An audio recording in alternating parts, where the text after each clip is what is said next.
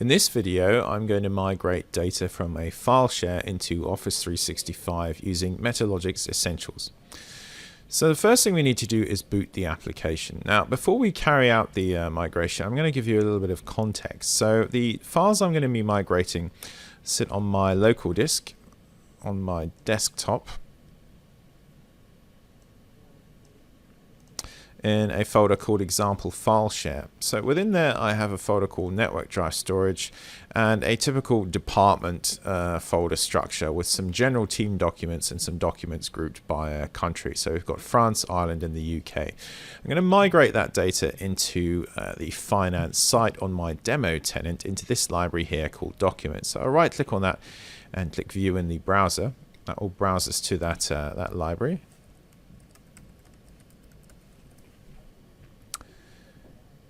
There we go. It's currently empty. Now, if I go and view the library settings, we'll see that I've set up a content type in this document library called Meta1 document, and that has some additional fields in it, such as a status, percentage complete, Meta1 department, and Meta country. So when I upload documents to this library, it's going to prompt me to enter those fields, and that will be relevant as we work through the wizard.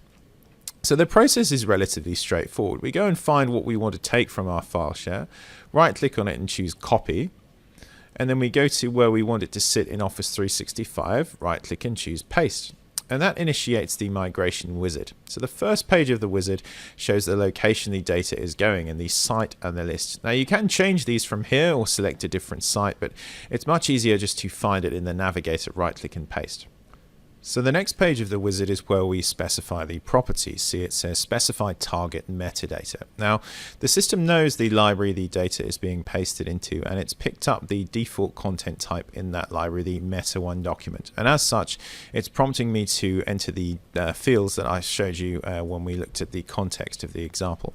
So we have a percentage complete, meta country, meta department, and status. So from here I can specify values for each of these fields. So for example, I can specify percentage complete as 10%.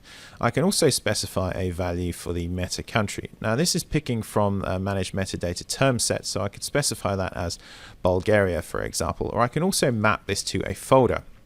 So you see, if I click on the drop down, I can now specify a folder to map to this field or any of the fields in the source.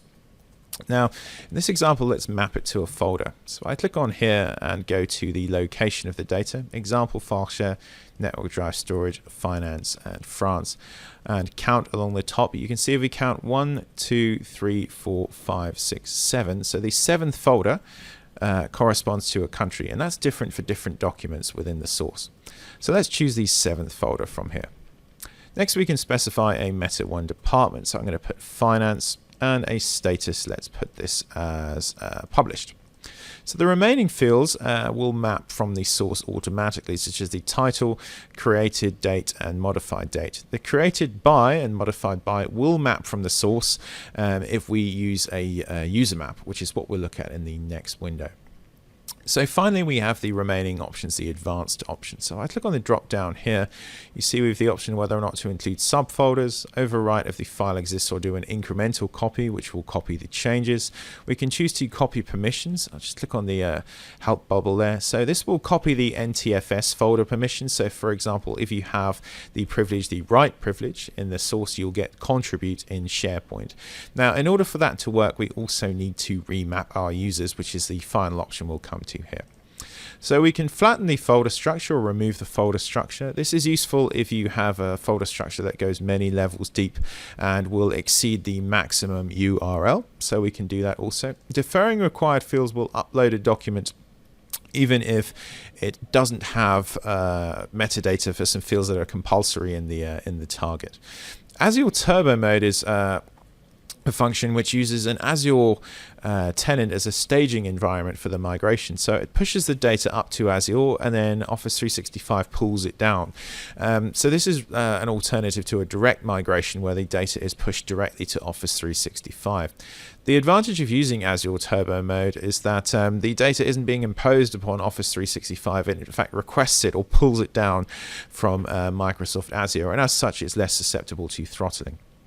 Applying filters, we can filter out certain types of documents based on these criteria. So for example, we can include or exclude certain file extensions or files above or below a certain size.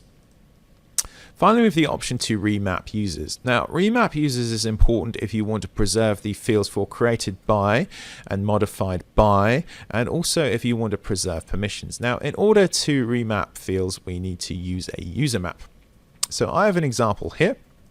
And I'll just show you what that looks like if I right click and click open and expand that out. So in column A, you have the user's alias in the source. So that's who I am on my disk. And in column B, you have a user's alias in Office 365. So we put that in column A, column B, save as a CSV, and then we can load it into the tool. And it will now say that one user is mapped. So the remaining options here, with the option to generate a script. This will generate a command line script for the migration job, which will enable you to run it outside of the tool from a command line or incorporate it into a PowerShell script. And you can also schedule the job to run at a later point in time or on a recurring basis. So let's just run over the options we've got. Include subfolders, remove folder structure I'm going to use as well. We've mapped our metadata and we've remapped our users. So I'm just going to click finish and kick off that migration.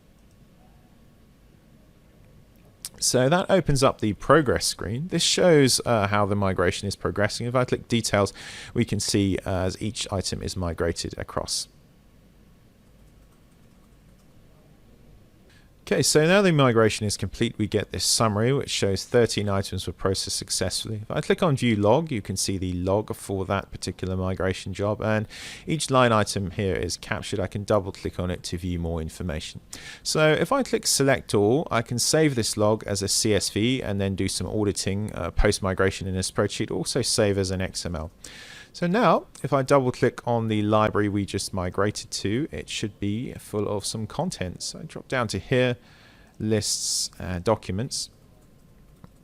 We'll see it's now containing the files from the Fileshare. So if I right click and choose view in the browser, we can view some of the metadata for each of these documents. So things to notice immediately are the modified dates and the modified by. So the modified dates are the original modified dates. They're not pointing to today's date, which is the 2nd of March. So they're showing like 10th of June 2015, which is when I created these documents initially. So that's been preserved.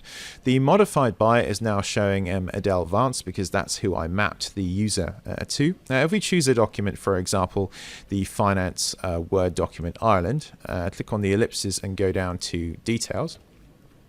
When the properties load on the right, you'll see that it's been tagged with the metadata we specified, 10% complete, status published, and the meta one or meta country is now showing as Ireland because it was in the folder labeled Ireland. If I go and choose a different document, for example this one, Word document France, that has been tagged with France, and equally the UK document has been tagged with the UK.